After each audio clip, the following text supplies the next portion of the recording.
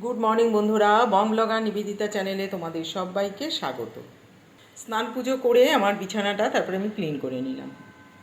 এরপর দেখো দুধের প্যাকেট এলো, তো সেগুলো ধুয়ে নিচ্ছি, এবার ফ্রিজে তুলে দেবো।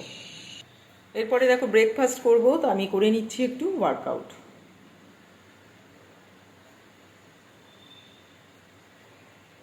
জামা কাপড় সব কাচা হয়ে গেছে, তো বাইরে প্রচণ্ড বৃষ্টি পড়ছে, তো হ্যাঙ্গারে এই ঘরে সেগুলো ঝুলিয়ে দিলাম।